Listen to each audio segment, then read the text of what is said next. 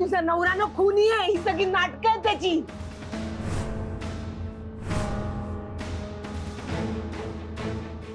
याचीच नाही, तुम्हा सगळ्यांची कळलंय मला। मॅम तुम्ही समजताय तसं काही नाहीये, तुमचा काहीतरी गैरसमज होतोय।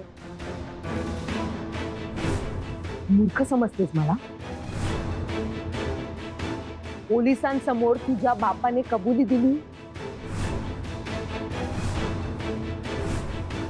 की दिग्विजय सराफांचा खून त्यांनी केला, दिली की नाही? मग कसला गैरसमज?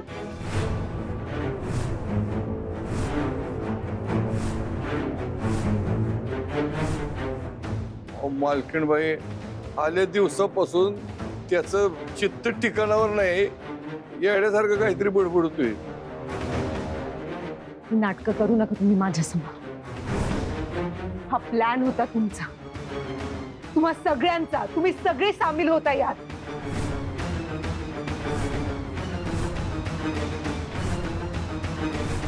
हे तुमच्या मुलाचा ना डोळा होता आमच्या पैशांवर, आमच्या प्रॉपर्टीवर। आता तोंड लपवू नका तुम्ही। आणि म्हणूनच तू राजवीरच्या बाबांचं विल बदलून घेतलंस ना वज्रा? हो की नाही? हे बजरंग बोल ना, आता बोल। दातखिळ का बसली तुझी आता? मॅडम सोडा त्यांना। काय म्हणताय सा मॅडम? हा इतक्या खालच्या पातळीला गेला ह्यो? माझा तरी श्वासच बसना झालाय। आत्या काय आत्या? किती खालची पातळी देवा। आत्याबाई, विश्वास तर माझाही बसला नव्हता, पण कसं आहे ना, बाप खूप वेळ लपून राहत नाही। माझ्या राजवीरच्या स्वभावाचा फायदा घेतला तुम्ही, त्याची सहानुभूती मिळवून फसवले आम्हाला। त्या जागेवर उभं केलं हवं तुम्ही आणि तुमच्या पूर्ण कुटुंबाने। मॅम अहो त्यांना काही आठवतच नाहीये, मग असं का करतील ते? हे मयुरी, तू जास्त बोललीस ना तर तुला माहिती आहे ना, पुन्हा एकदा सांगते, तू होतीस की नाही पोलीस स्टेशनला? होतीस ना? तुझ्या बापांनी डिटेल मध्ये कबुली दिली की नाही खुनाची? कसा केला, कुठे केला?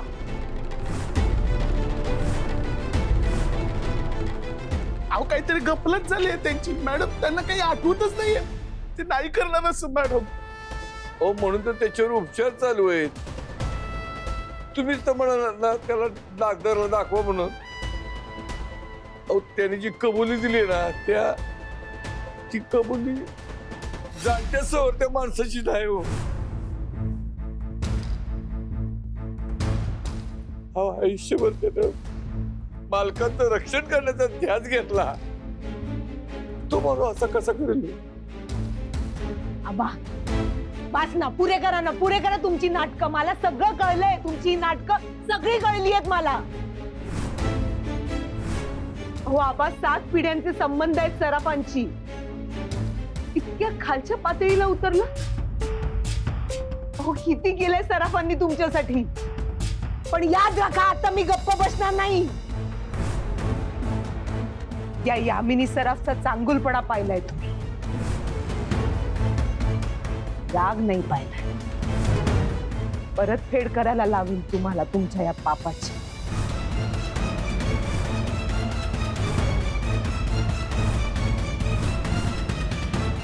अहो मॅडम अहो तुम्ही इतकी वर्ष ओळखता यांना।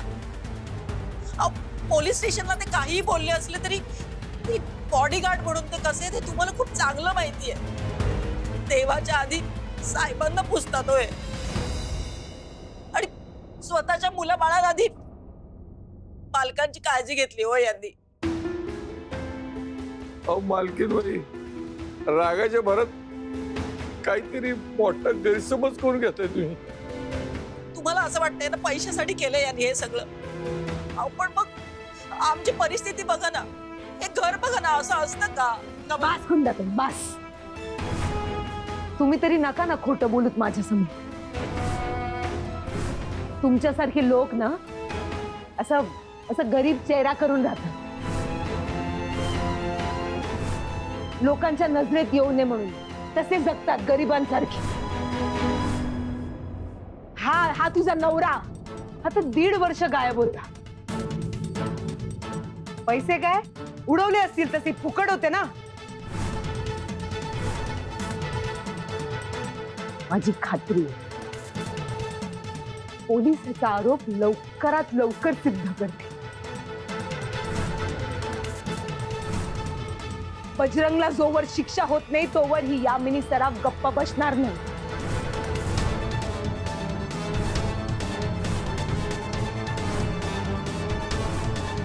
नाही संपूर्ण रणशिंगे कुटुंबाला बर्बाद केलं तर नाव नाही लावणार यामिनी सराफ.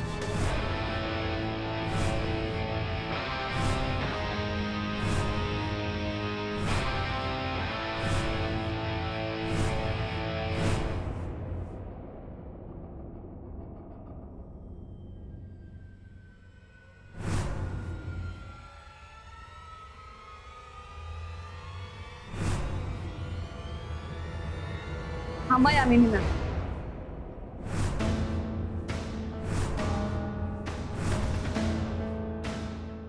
तुमच्याशी खूप महत्वाचं बोलायचं होतं म्हणून बाहेर आले.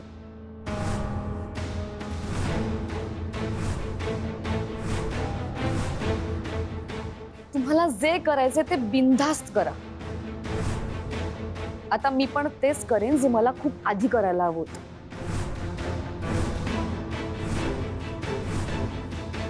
खूप आधी करायला हवं होतं म्हणजे? राजवीर सरांवर सारखे जीवघेणे हल्ले का होत आहेत? कोण आहे या सगळ्याच्या मागे हे मला माहिती. कोण आहे? यामिनी दिग्विजय सराफ. हे सगळं तुम्ही करताय यामिनी सराफ. डोकं फिरलंय का तुझं? तू काय बोलतेस? तुझं तुला तरी कळतंय का? मला कळतंय आणि तुम्हालाही अगदी चांगलंच कळतंय यामिनी सराफ. तुम्ही आता माझ्या बाबांवर आरोप केलात म्हणून चिडून मी हे बोलत नाहीये. मी जे बोलतेय ते खरं बोलतेय आणि हे मी सिद्ध करू शकते. आणि हो, तुमचे आणि राजवीर सरांचे संबंध खूप चांगले आहेत. ते बिघडू नये असं मला वाटत होतं म्हणून आतापर्यंत मी गप्प होते. अहो सर खूप मानतात तुम्हाला, देवापेक्षाही आधी तुमचा विचार करतात. पण तुमचा खरा चेहरा त्यांच्या समोर आला असताना तर ते दुखावले गेले असते म्हणून मी आतापर्यंत गप्प होते. पण आता नाही. हे मयुरी, आवाज खाली.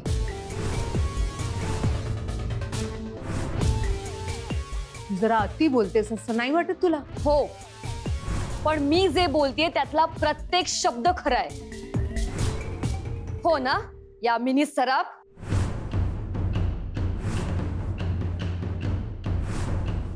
राजवीर सरांच्या जीवाला धोका आहे आणि आता तर माझ्या बाबांच्याही जीवाला धोका आहे. का माहितीये? कारण दिग्विजय सरांनी त्यांच्या विल मध्ये तुम्हाला वगळून सहीचे सगळे अधिकार माझ्या बाबांना दिलेत. कारण तुम्ही आता घाबरले असणार, तुम्हाला आता भीती वाटत असणार म्हणून तुमच्या मार्गात येणाऱ्या प्रत्येक माणसाला तुम्ही आता लांब करायला बघणार. चुकलेच माझं. मला आतापर्यंत असं वाटत होतं वाईट माणसांसोबत चांगलं वागल्याने त्यांना बदलता येतं, पण तुमच्या बाबतीत ते शक्यच नाहीये. कारण दिवसेंदिवस तुम्ही खालची पातळी गाठताय. रोज तुमचं वाईट वागणं वाढतच चाललंय. सराफांची सगळी प्रॉपर्टी, सराफांचा सगळा बिझनेस राजवीर सरांच्या नावावर आहे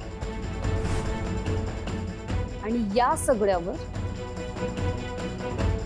तुमचा डोळा आहे. म्हणून तुम्ही राजवीर सरांवर सारखे जीवघेणे हल्ले करवत होतात. माझ्या मुलाचं तुझ्यावर जीवापाड प्रेम आहे, पण जेव्हा त्याला कळेल की तू त्याच्या मम्माशी असं वागलीस, असं बोललीस तिला, तुला काय वाटेल याचा विचार केलायस तू? नाही ना? विचार तुम्ही करायचा यामिनी सराफ.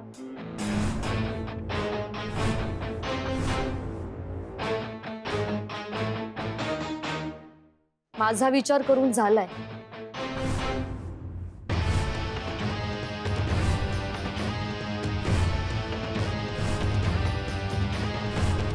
तुझं हे सगळं बोलणं ऐकून मी घाबरून एका बाजूला बसून राहीन असं जर तुला वाटत असेल, तू मूर्ख आहेस मयुरी, मूर्ख. दिग्विजय सराफांचा खून बजरंग रणशिंगेनी केलाय आणि त्याला शिक्षा झाल्याशिवाय मी स्वस्थ नाही बसणार. पुढल्या काही दिवसात बजरंगला आणि तुझ्या घरातल्या सगळ्यांना जेलमध्ये सडवेल.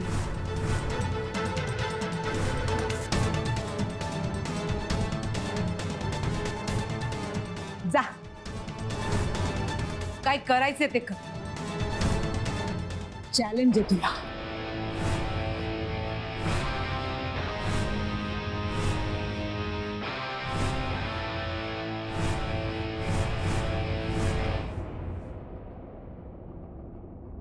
मीच मारला माझ्या. अहो, बाबा काय करतो? मीच खून केलाय. अहो बाबा, अहो लागेल तुम्हाला. आई तुम्ही काही नाही केले. तुम्ही असं करून काय होणार आहे? मीच खून केलाय. अहो नाही, असं तुम्ही काय बोलताय बाबा? थांबा तुम्ही. मीच मारलं. अहो, बाबा, बाबा काय करताय? लागलं का तुला? नाही बाबा, माझं लागलं. बाबा चकुली मी मारले साहेब. नाही नाही बाबा, नाही तुम्ही नाही नाही बाबा इकडे. नाही नाही बाबा, बसा आधी. शांत व्हा बाबा. मी मारलं नाही नाही नाही बाबा. ज्यांचं तू आयुष्यभर रक्षण केलं त्यांच्या बाबतीत असा कसा वागशील तू? उगाच काहीतरी मनाला लावून घेतो. आणि बाबा तुम्ही कोणाला मारलेलं नाही हो. हो नाही मी मारलं. नाही नाही नाही बाबा. बाबा शांत व्हा, पाणी घ्या आधी. घ्या, सावकाश सावकाश. बाबा बाबा, मी तुमची छकुली. हा, छकुलीवर विश्वास आहे ना तुमचा? चकुली मी खून केला. नाही नाही बाबा, स्वतःला त्रास करून घेऊ नका. तुम्ही कोणालाच मारलेलं नाहीये. हा मी मारलं. मी खून. नाही नाही बाबा. अहो शांत व्हा बरं. बाबा तुम्हाला माझी शपथ आहे. नाही मारले कोणाला बाबा. तुम्ही स्वतःला त्रास करून घेऊ नका. भाऊ, बाबाला घेऊन आज चल ना. बाबा चला बाबा. चल बजरंग, या बाबा या. सावकाश. सावकाश. दमलाशील, तकलाशील.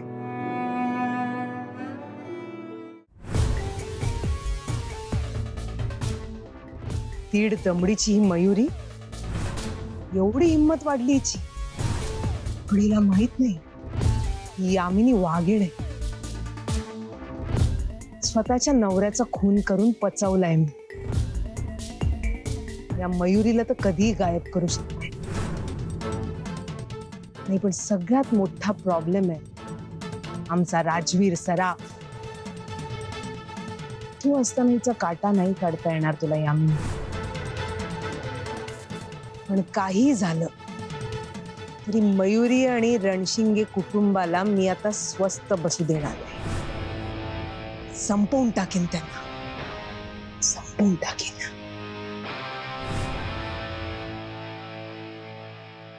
तुझ्याकडे सगळ्या प्रश्नांची उत्तरं असतात ना देवा? तर सर्वज्ञानी म्हणतात. मला सांग, हे सगळं काय घडतंय? हे सगळं का घडतंय? बाबांच्या मृत्यूबद्दलचं जे सत्य मिस मयुरींच्या वडिलांच्या रूपात समोर आलंय, त्यावर मी कसा विश्वास ठेवू देवा? बजरंग काकांनी माझ्या बाबांचा ऍक्सिडेंट करून आणला. कसं शक्य आहे देवा? का मला या दुविधेत तू टाकलेस? प्लीज प्लीज यातून काहीतरी मार्ग काढ. तू माझी परीक्षा पाहतोयस ना देवा? ठीक आहे, जर असं असेल तर हरकत नाही.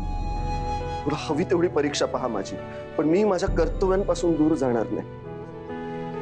माझ्या वडिलांचा मुलगा म्हणून माझं जे कर्तव्य आहे ते मी पार पाडणारच. मी माझ्या वडिलांना न्याय मिळवून देईनच. मी राजवीर दिग्विजय सराफ आज मी तुला हे वचन देतो, जर दिग्विजय सराफांचा खून झालेला असेल तर त्या खुन्याला मी मोठ्यात मोठी शिक्षा करून देईन. मग तो खुनी मिस मयुरींचे बाबा असले तरी. जर गुन्हेगार स्वतःच पोलिसांना आपली कबुली देत असेल तर कोर्ट नक्कीच ही केस रिओपन करण्याची परवानगी आपल्याला देईल. ग्रेट. वकील साहेब, आपल्या मामाचा गेस आहे ना तो चुकणार नाही. जर तिला वाटतंय का बजरंग अंकलच खरे गुन्हेगार आहेत तर मग काहीतरी. आणि बजरंग काका फक्त कबुली नाही देत आहेत, त्यांनी मर्डर कसा केला याचे डिटेल्सही ते देत आहेत. हे सगळं खूप शॉकिंग आहे. एखादी व्यक्ती स्वतःहून आपला गुन्हा कबूल करते हे खरंच खूप शॉकिंग आहे, पण इन्व्हेस्टिगेशन करावे लागेल. हो, आणि समजा त्यांच्या मेमरी लॉस मुळे ते जर हे स्टेटमेंट देत असतील तर तेही या इन्व्हेस्टिगेशन मधून समोर येईल. नक्कीच. मला अजूनही असंच वाटतंय की ही सगळी परिस्थिती पाहतात आपण इतक्या लवकर कुठल्या निष्कर्षावर येऊ नये.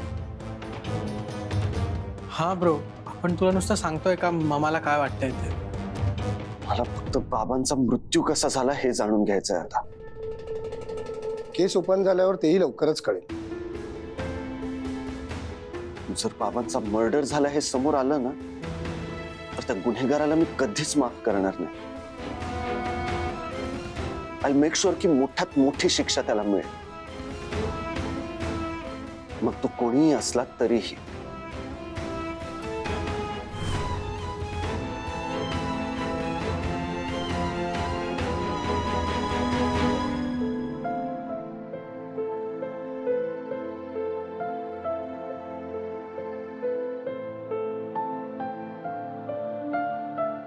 गेल्या काही दिवसापासून एकामागून एक काही ना काहीतरी वाईट घडतच आहे. सारखं काहीतरी होतं.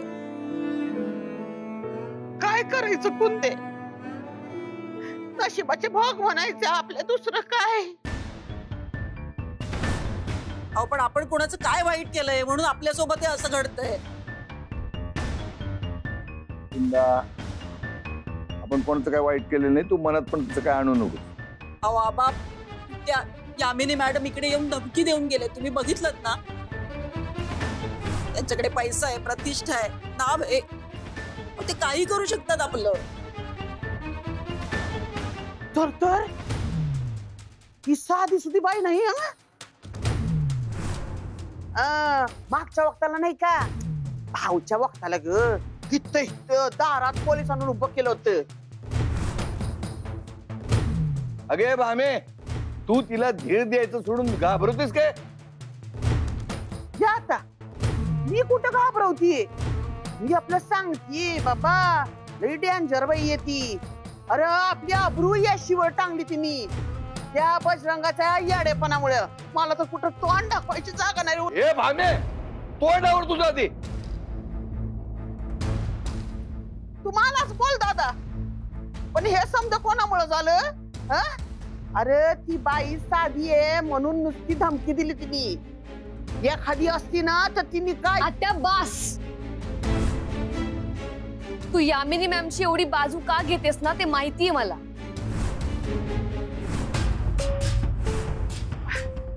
नाही अगदी तसं नाही म्हणायचं होतं मला. प्लीज आत्या प्लीज, यामिनी मॅम आता इथे नाहीयेत, त्यामुळे तू तर त्यांची बाजू घेऊच नकोस. कोणतं तू म्हणतेस बरोबर आहे. काय आता यामिनी मॅडम जरा भडकले, त्यामुळे त्या काय पण करू शकतील. पण जे काय होईल त्याला आपण समजेनी एकत्र सामोरं जायला पाहिजे.